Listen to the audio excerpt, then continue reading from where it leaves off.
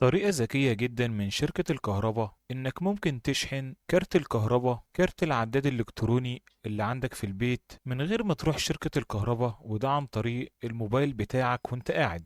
فكرة ممتازة جدا وسهلة، وهنعرفك كل التفاصيل بهدوء. لو كانت شركة الكهرباء بعيد عن بيتك أو كنت ساكن في مكان بعيد مفهوش أي خدمات، ممكن بالطريقة دي تستخدمها وتشحن بيها كارت الكهرباء اللي معاك وتشغل بيه العداد كمان. هنقول لكم على كل التفاصيل، مميزات وعيوب الطريقة وازاي تقدر تستخدمها، وهتقدر تدفع الفلوس عن طريق الفيزا البنكية أو عن طريق محفظة إلكترونية زي محفظة فودافون كاش أو أي محفظة تانية. لو عندك أي فيزا ممكن تدفع برضه من خلالها، والموضوع كمان ميزته إن مش بياخد وقت طويل، بطريقة سهلة جدا وانت في بيتك. بتعرفنا شركة الكهرباء إنها بتقدم خدمة مميزة، خدمة جديدة لكل المشتركين في العدادات مسبقة الدفع، العدادات الكارت اللي انت شايفها قدامك واللي ينفع فيها الموضوع ده.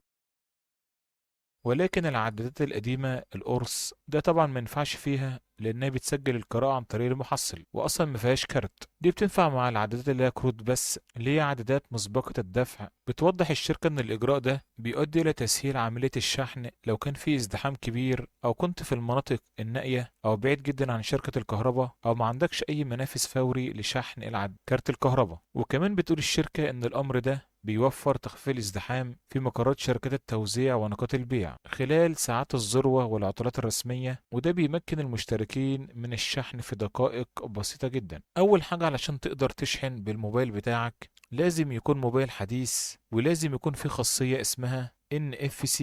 يعني لو الموبايل ما فيهوش الخاصية ديت مش هتقدر تشحن الكارت بتاعك. هتدخل على الموبايل عادي وتكتب في البحث NFC، لو لقيتها موجودة في الموبايل عندك لازم تفعلها الأول. والخاصية ديت بتتيح قراءة بيانات كارت الكهرباء، وكمان هي اللي بتتيح توصيل الشحن ليه مباشرة من الهاتف، وبعدها بترجع الكارت للعداد تاني علشان تفعل الرصيد.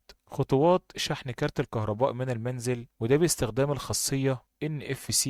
الصور اللي بنعرضها أمامكم فيها كل الخطوات اللي بيكون من خلالها الشحن. أولا بتتأكد إن في خاصية NFC في إعدادات الموبايل الخاص بيك. بعدها بتحمل تطبيق خدمات الكهرباء، وده تطبيق مشهور جدا، خدمات الكهرباء في مصر، أو تطبيق سهل وهو برضه تطبيق مشهور. والتطبيقين دولت بيكونوا معتمدين من شركة الكهرباء نفسها، ولكن الجميع بيفضل تطبيق سهل لأن هو سهل بالفعل في الشحن وفي إرسال الرصيد للكارت. بعدها بتوصل كارت العداد بالهاتف الخاص بيك باستخدام الخاصية NFC.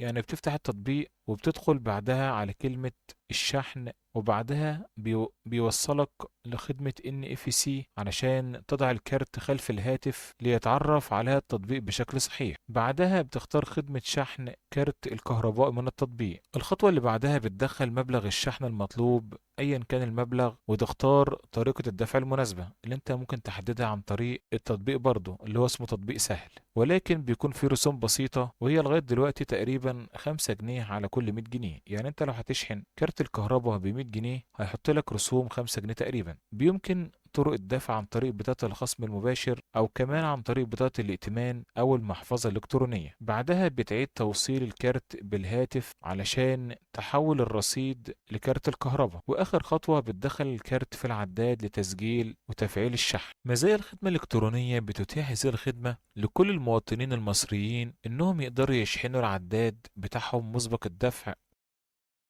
بطريقة سهلة وبطريقة مرنة، مع رسوم بسيطة ومع ضمان أمان طريقة الدفع الإلكتروني. وكمان بتقلل الوقت التنقل إلى الذهاب إلى شركة الكهرباء أو الذهاب لأي مكان بعيد. الحد الأدنى لشحن كارت الكهرباء بيتراوح المبلغ الشحن من 20 جنيه حتى 5000 جنيه بفضل تطبيقات الدفع الإلكتروني. وكمان وجود تقنية NFC بيمكن شحن الكارت أينما كنت بشرط توفير اتصال بالإنترنت، وكمان بالهاتف بيدعم تقنية NFC. وبكده نكون اتكلمنا عن الطرق ببساطة، وإزاي تقدر إن أنت تشحن كارت الكهرباء الخاص بيك من تليفونك وانت قاعد في البيت من غير ما تروح اي شركة او اي مكان، من خلال بطاقة الفيزا او اي محفظة الكترونية. لو عجبك الفيديو وضاف لك أي شيء جديد لا تنسوا الاشتراك في القناة وعمل لايك علشان يوصل ليكم كل الأخبار المفيدة، ولو عندك أي تعليق اكتبه لنا أسفل الفيديو أو عندك أي استفسار. طريقة ذكية جدا من شركة الكهرباء إنك ممكن تشحن كارت الكهرباء، كارت العداد الإلكتروني اللي عندك في البيت من غير ما تروح شركة الكهرباء، وده عن طريق الموبايل بتاعك وانت قاعد. فكرة ممتازة جدا وسهلة، وهنعرفك كل التفاصيل بهدوء. لو كانت شركة الكهرباء بعيد عن بيتك أو كنت ساكن في مكان بعيد مفهوش أي خدمات، ممكن بالطريقة دي تستخدمها وتشحن بيها كارت الكهرباء اللي معاك وتشغل بيه العداد كمان. هنقول لكم على كل التفاصيل، مميزات وعيوب الطريقة وازاي تقدر تستخدمها، وهتقدر تدفع الفلوس عن طريق الفيزا البنكية أو عن طريق محفظة إلكترونية زي محفظة فودافون كاش أو أي محفظة تانية. لو عندك أي فيزا ممكن تدفع برضه من خلالها، والموضوع كمان ميزته إن مش بياخد وقت طويل، بطريقة سهلة جدا وانت في بيتك. بتعرفنا شركة الكهرباء إنها بتقدم خدمة مميزة، خدمة جديدة لكل المشتركين في العدادات مسبقة الدفع، العدادات الكارت اللي انت شايفها قدامك واللي ينفع فيها الموضوع ده. ولكن العدادات القديمة القرص ده طبعا ما ينفعش فيها، لأنها بتسجل القراءة عن طريق المحصل وأصلا ما فيهاش كارت. دي بتنفع مع العدادات اللي هي كروت بس، اللي هي عدادات مسبقة الدفع. بتوضح الشركة إن الإجراء ده بيؤدي إلى تسهيل عملية الشحن لو كان في ازدحام كبير، أو كنت في المناطق النائية أو بعيد جدا عن شركة الكهرباء، أو ما عندكش أي منافذ فوري لشحن كارت الكهرباء. وكمان بتقول الشركة إن الأمر ده بيوفر تخفيف الازدحام في مقرات شركات التوزيع ونقاط البيع خلال ساعات الذروة والعطلات الرسمية، وده بيمكن المشتركين من الشحن في دقائق بسيطة جدا. أول حاجة علشان تقدر تشحن بالموبايل بتاعك لازم يكون موبايل حديث، ولازم يكون فيه خاصية اسمها NFC. يعني لو الموبايل ما فيهوش الخاصية ديت مش هتقدر تشحن الكارت بتاعك. هتدخل على الموبايل عادي وتكتب في البحث NFC، لو لقيتها موجودة في الموبايل عندك لازم تفعلها الأول. والخاصية ديت بتتيح قراءة بيانات كارت الكهرباء، وكمان هي اللي بتتيح توصيل الشحن ليه مباشرة من الهاتف، وبعدها بترجع الكارت للعداد تاني علشان تفعل الرصيد. خطوات شحن كارت الكهرباء من المنزل، وده باستخدام الخاصية NFC.